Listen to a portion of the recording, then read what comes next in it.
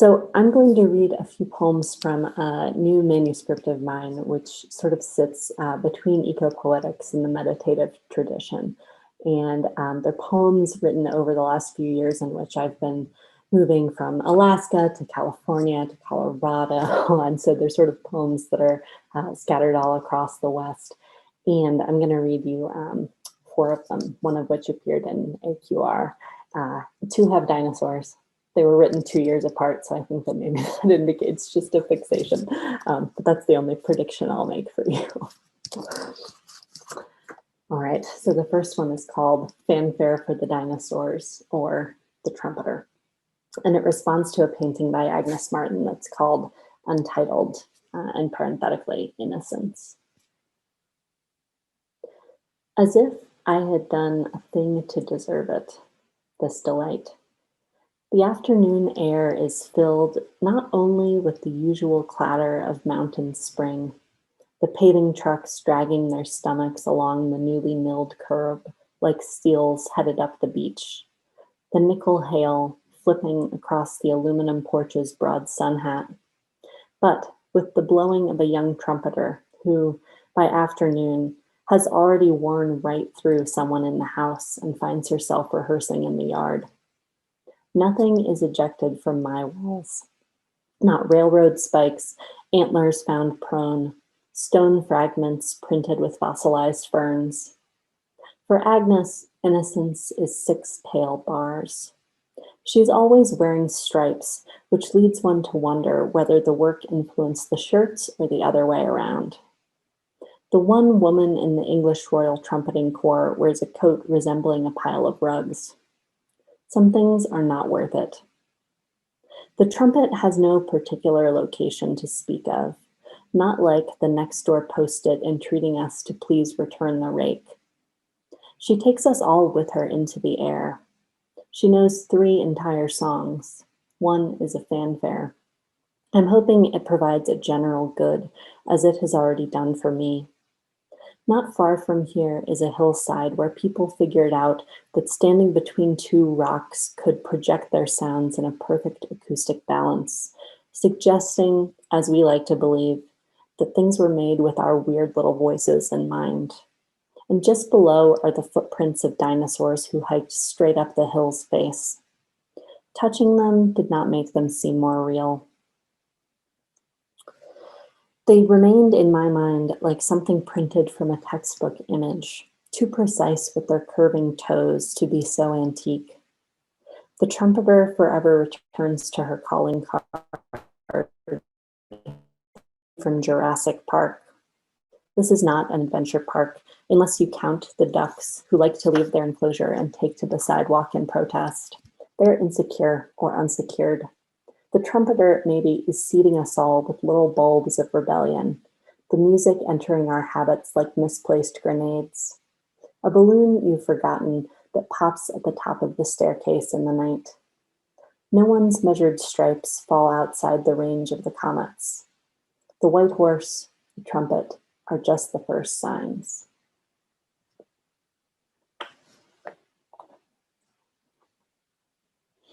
The second poem I'll read is called Eve from Above. And this one sort of grew out of a fact that I learned from my friend Jeremy one summer when we were in McCarthy in Alaska. There are plants that if you step on them don't grow back for like 100 years called dryas.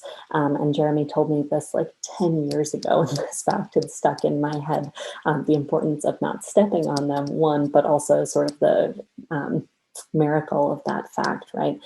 So thanks to Jeremy for telling me what this plant was when I texted him like 2 years ago while writing this poem to find out what it was.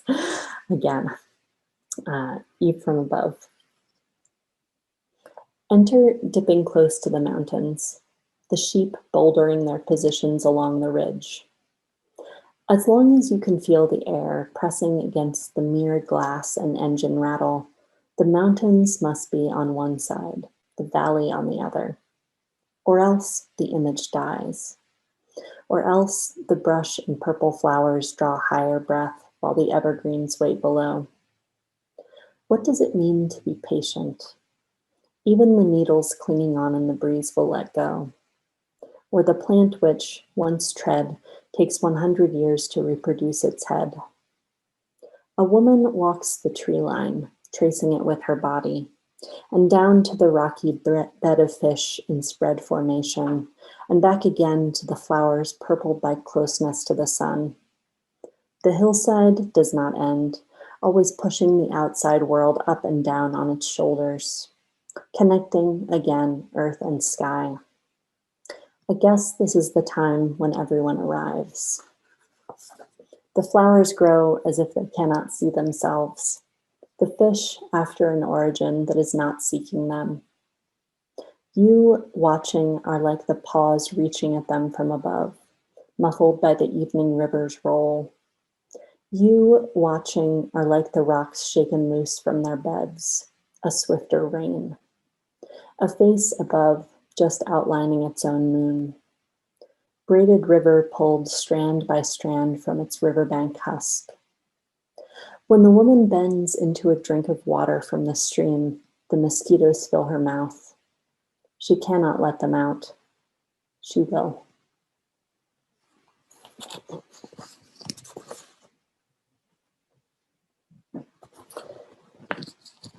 The next poem is the one, as promised, that appeared in AQR, I think 2 or 3 years ago at this point. It takes its form from the Self-Portraits in Jory Graham's book, The End of Beauty, and it is in 12 parts, although I will not tell you when they are, so you'll just have to imagine that this poem is sort of in very short stanzas. It's called Self-Portrait as Cain and Abel.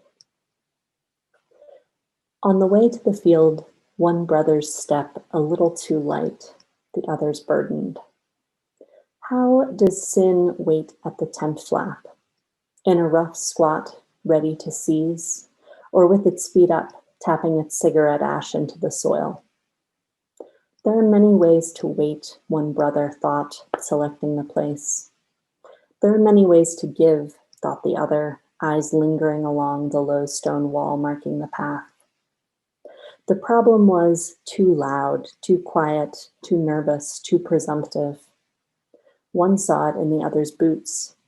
The other saw it in the sheep bleating reliably. They were good-looking sheep, fluffy and so on. Can one really be blamed because the earth bears hard and rude forms? Warded squash, carrots like elongated toes, the settling weight of pears. Oh, they are beautiful too, among the most. But might he not have needed a respite from the politics of fruit? The sheep stood scattered in the field, repeating their little shouts. Was it spring, with the miniatures standing beside their mothers magnetically? Perhaps they had already gone off in search of whatever else there is. The brothers have almost reached the field.